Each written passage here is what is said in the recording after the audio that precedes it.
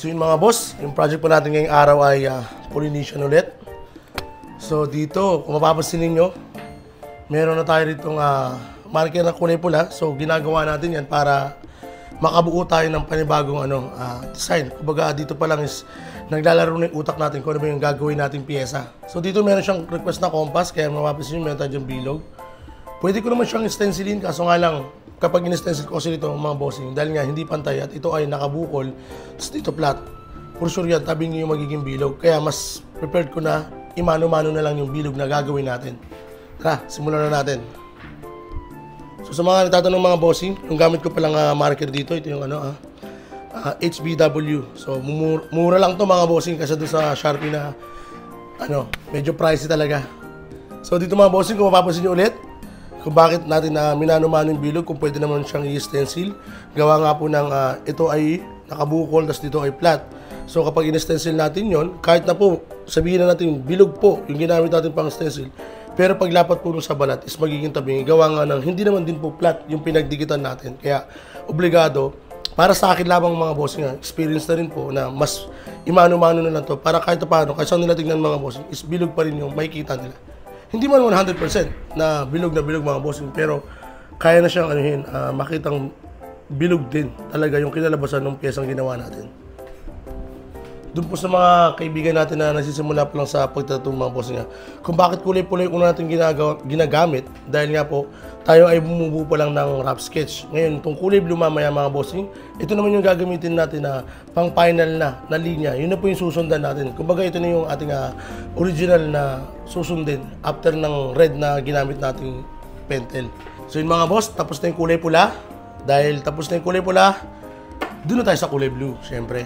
So dito mga bossing, ito na yung sure na dapat masundan natin. Tapos dito pa lang is kahit paano is ma-perfect na natin yung linyang gagawin natin nang sa ganun hindi tayo maligaw kapag tayo ay naglilinya na ng karayom. Ibig sabihin talagang dapat dito pa lang is accurate na yung gagawin natin. Ito kasi talaga yung magsisilbing pinaka-guide natin na tama po yung ginagawa o yung direksyon ng linyang ginagawa natin. So, paala na kayo dyan. Sana nasundan nyo yun mga bossing Kumbaga, itong Polynesian na ginagawa natin mga bossing at yung mga sinasabi ko po ay based na lang din po sa aking experience na sinishare ko sa inyo. So sana po ay ma-pick up din ninyo lalo dun sa mga kaibigan natin na nagsisimula pa lang sa pagtatato at pinag-aaralan gumawa ng Polynesian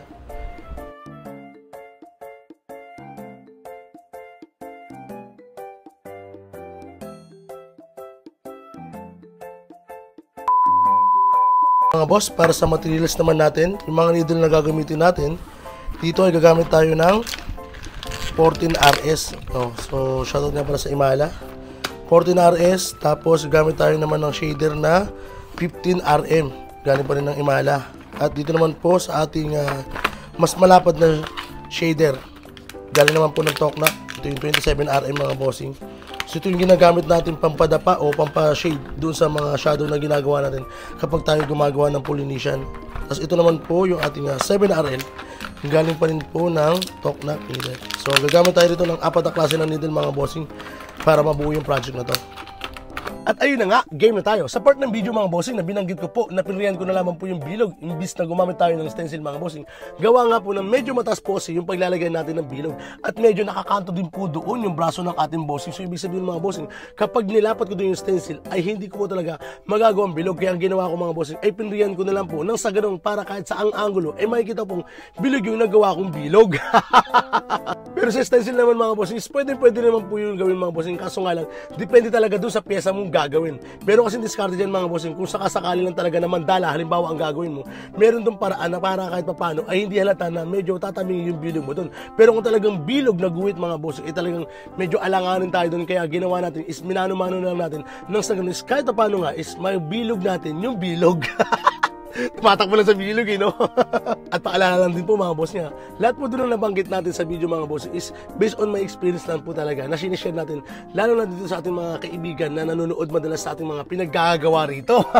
Lalo na pag gumagawa tayo ng Polynesian mga bossing, di ba? So unang-una rito is gumagawa tayo ng base hanggang sa magawa natin yun, tapos saka natin ilalagay yun naman loob para na sa ganun tuloy-tuloy lamang po yung ginagawa natin pagtatato. At the same, syempre, hindi rin tayo nabuburang kaagad-agad ng ating mga drawing kasi di ba? Mahirap din magpa-drawing ng paulit-ulit mga bossing. Kaya ang ginawa natin, dati kasi talaga dinodrawing ko yun ng buo. Ngayon mga bossing, ginagawa natin, base muna, tsaka ko na po ilalagay yun naman loob. Kasi kahit paano mga bossing, habang ginagawa natin yung base, is nag-iisip na rin po tayo ng pattern na gagawin na ilalapat doon sa braso ng ating paglalagyan. Nga pala mga boss ha, lalo doon sa mga kaibigan natin na nagsisimula pa lang sa pagtatato at naka-encounter kayo na may tatatuan kayo doon sa may bandang ilalim ng kilikili na medyo maraming kamot mga bossing.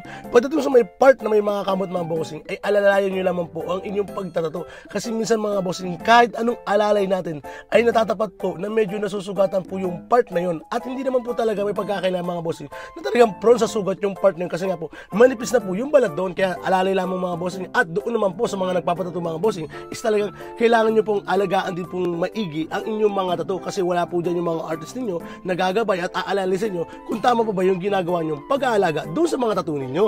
Totoo naman po mga bossing na syempre pagkatapos ng tatuan is kayo na po yung bahala dyan sa inyong mga tattoo na alagaan. Kasi nga po wala po dyan yung mga artist na aalalay at gagabay sa inyo. At para doon naman po sa mga artist is syempre kailangan din naman natin na gawin ng maayos yung trabaho natin. Kasi mga bossing, kahit naman inaalagaan ito ng mga client natin, kung talagang hindi maganda yung pagkakayari natin, syempre hindi naman pwede natin isisilang to doon sa ating mga client. Kaya doon sa mga kaibigan natin na nagsisimula pa lang sa pagtatato, aralin niyo pong maigi kung paano po nagtatrabaho yung karayom sa balat at kung paano rin po nagtatrabaho yung tinta doon sa balat. Aralin niyo rin po mga bossing kung ano ba yung tamang baon at tamang pagkaskas at para hindi kayo na-overwork doon sa inyong mga ginagawang pyesa. Kumbaga rito is magtutulungan tayo, yung client tsaka yung artist, na syempre kailangan magawa natin ng maayos to at syempre bilang client naman ay maalagaan niya rin ng maayos yung pyesang pinagtiyagaan gawin ng artist, diba? Parang hindi naman sayang din ibinayad ng ating mga bossing. Malaking bagay din kasi talaga yung mga bossing. At kung maaari is pwede kayong mag-take ng time na bisitahin o kamustahin yung mga client natin kung ano na bang resulta